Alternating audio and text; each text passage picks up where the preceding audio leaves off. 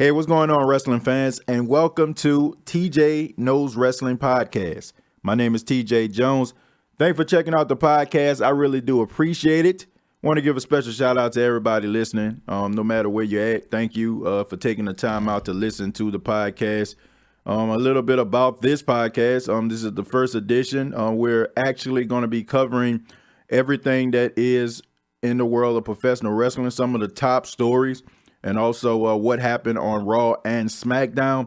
I'm not one of those shows that, do one each night where a person focuses on Raw and then on Tuesday night they focus on Smackdown. I'm just going to make one big show and we talk about some of the things that we actually saw during that particular week in WWE. But I think everything starts back at the Elimination Chamber. I mean, we had a couple of championships change hands. We had the SmackDown Tag Team Champions, Shane and McMahon and The Miz lose the championships to the Usos. A lot of people didn't see that coming, especially with the arrest of Jimmy Uso earlier in the week. We see new women's tag team champions in Sasha Banks and Bayley. And we also seen a couple highlights at Elimination Chamber with Becky Lynch coming in from the crowd. Of course, we all know, if you've been following the storyline, Becky Lynch is suspended, so her coming through the crowd, attacking Charlotte Flair and Ronda Rousey after Ronda Rousey's women's championship match against Ruby Riott, if that's what you want to call it. And we also know about Kofi Kingston catching the imaginations of WWE fans all over. But let's go ahead and talk a little bit about what's going on in the world of professional wrestling right now. I just want to start off by saying I'm not really satisfied with what I see in WWE right now. I'm very, very discouraged. Me doing this podcast, I'm going to be honest with you. I love wrestling, but a lot of it has to do with my frustrations with wrestling. I feel like you have to be an idiot to really follow WWE. And no, I'm not calling anybody an idiot, okay? I don't want you to say, man, this dude up here, man, his first show right off the bat, he calling me an idiot. No, I'm not calling you an idiot. What I'm saying is you have to basically suspend your imagination from week to week because of the inconsistencies in the storytelling. Now, I don't know if guys are just writing scripts and they're not following week to week. It seems like the writers in WWE aren't realizing what they're writing. It seems like they're just passing scripts to superstars and telling them to do it. It's a lack of consistency with the storylines. I was listening to Joe Cronin. Shouts out to Joe Cronin. I was listening to him, and he was talking about the issues with WWE. I think the biggest issue that WWE has is the inconsistency when it comes to the superstars. Now, we can talk about the 50-50 booking. I think that has a lot to do with it, especially now you have superstars, but you don't have mega superstars. You don't have that one guy or those few guys that stand out. It seems like everybody is basically on the same playing field. The thing that made us fall in love with Stone Cold Steve Austin, yeah, he was over the top. Yeah, he was, anti-establishment. He was cursing. He was pointing his middle finger. He was drinking beer. And we all fell in love with that gimmick. But the one thing that stood out and made us really, truly fall in love with Stone Cold Steve Austin was the consistency of the storytelling, especially when it comes to him and Vince McMahon. You think about the superstar that Stone Cold Steve Austin was, he wouldn't have been that superstar if it wasn't for Vince McMahon. I mean, you think about some of the things that they had Stone Cold Steve Austin doing, and he even talked about this from time to time. He said he always could rely on the writers to come up with some great things for him. From him pouring concrete in Vince McMahon's Corvette, for him dousing Vince McMahon and the corporate faction with beer, from him going to the hospital and attacking Vince McMahon, from him taking a photo out when he had a shirt and tie on and stunning Vince McMahon in the middle of the ring. These were things that we can remember. It's a combination of the superstar and the storytelling. And there are no real true storylines in WWE. And you lose your focus because next week they're probably not going to even go in that direction. For example, Finn Balor took on Lio Rush and Bobby Lashley in the Intercontinental Championship match, right? So these three individuals, they were in this match, and, Finn Balor wins the Intercontinental Championship for the first time. And Bobby Lashley gets upset because Bobby Lashley didn't get pinned, Lio Rush did. So that was the stipulation. If Lio Rush or Bobby Lashley get pinned, then Finn Balor wins the Intercontinental Championship. And then we see Bobby Lashley pick up Lio Rush and just slam him to the mat. The next night, it was as if it didn't even happen. We look at Braun Strowman taking on Baron Corbin. Baron Corbin solicits the help of Bobby Lashley and Drew McIntyre. And they actually put Braun Strowman through 2 tables. The 3 of them stand tall in the middle of the ring. The next night, Baron Corbin takes on Braun Strowman in a table match. Braun Strowman wins clean. No outside interference. Bobby Lashley and Lio Rush are tagging with each other like I didn't see what happened on last night. And I'm like, Drew McIntyre is taking on Dean Ambrose. I'm like, what the hell is going on? So many unanswered questions. The lack of consistency with the story writing is making people turn their heads and making people be like, man, I ain't trying to watch this stuff no more, man. But I feel like WWE, until they fix this situation and make their stars really look like stars, to really just go out there and take a chance with a superstar, man. I don't know if they're just scared to go out there and be like, man, okay, this is going to be my guy. This is going to be my girl. We're going to go out here and we're going to make stars out of them. But I digress, man. WWE has got to do better. But let's go ahead and focus on some of the things that we've seen in WWE this week. It started off with Triple H in the middle of the ring on Monday Night Raw announcing that D-Generation X will be inducted into the WWE Hall of Fame. That was a big deal to me. It really was. It was a big deal to me because I grew up around that time during the Attitude Era when D-Generation X was flying pretty high. I think that was probably one of the most exciting times to be a wrestling fan. I don't think a kid couldn't walk past you in the hallway of your middle school or your high school without giving you a D-Generation X crotch chop, telling you to suck it. So congratulations to D-Generation X, man. It's well deserved. But I really feel like the induction of D-Generation X was actually a cop-out. I think it was a cop-out because I think they wanted to put China in the Hall of Fame, but they didn't want to put China in the Hall of Fame. So how do you do that, right? So you basically hide her and protect her around this barrier that is D-Generation X. I feel like China has done some great things in WWE, and she deserves to be in the Hall of Fame, no doubt. But I feel like she could have stood alone.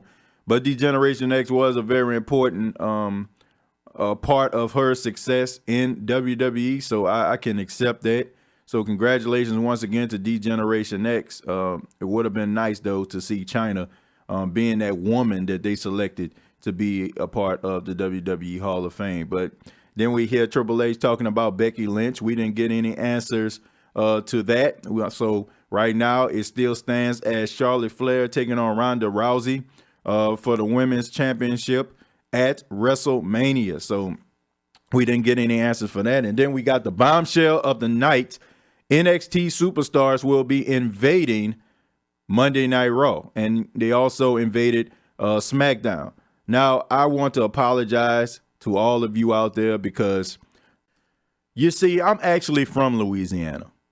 I was born and raised in New Orleans. Now, I'm not from Lafayette, thank God, but I feel like I owe each and every one of you an apology on the behalf of the state of Louisiana for that weak, pathetic, quiet crowd that was Lafayette, Louisiana, man. You had the announcement of 4 of the hottest NXT stars.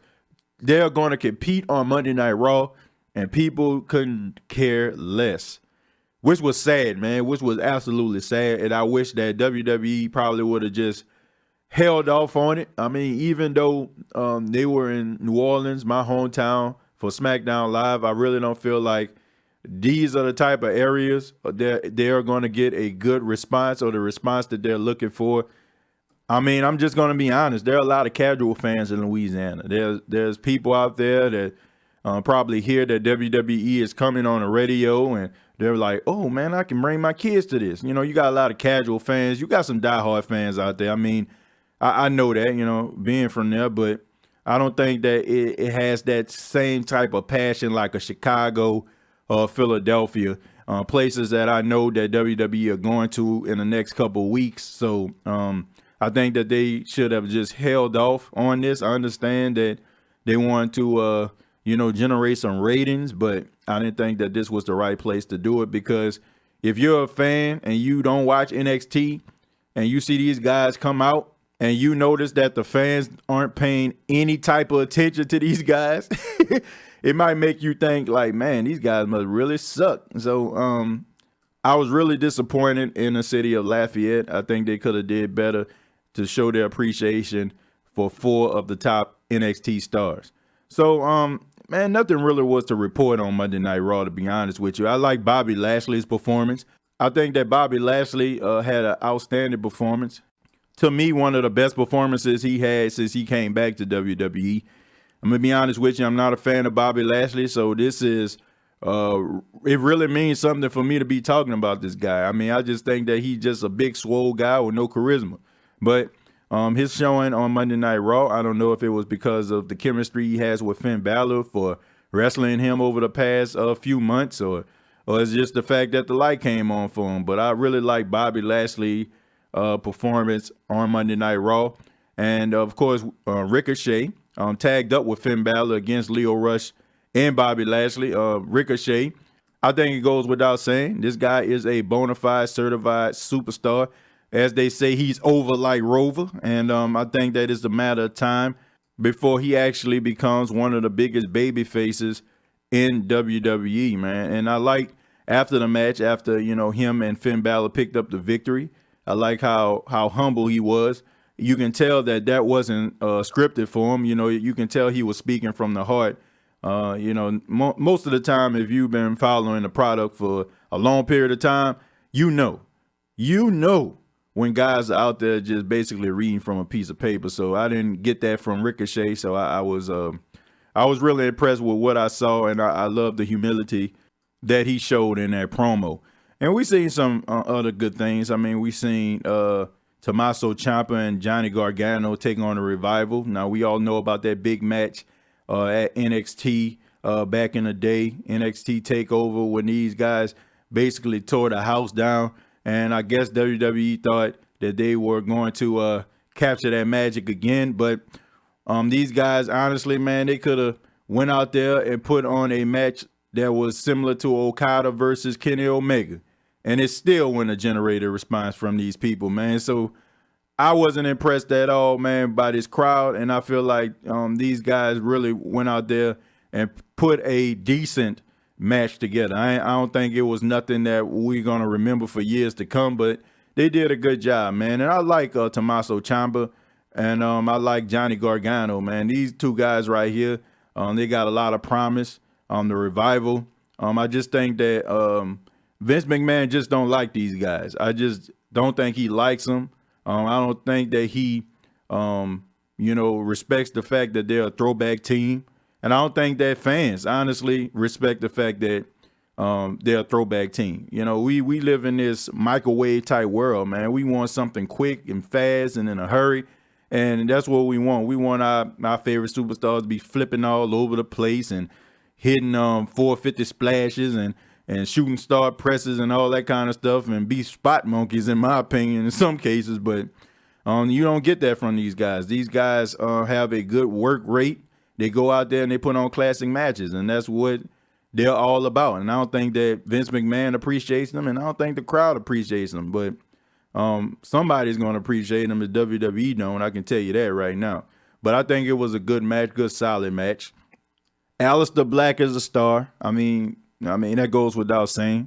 Elias is a star. Unfortunately, I think that WWE understands what they have with Elias.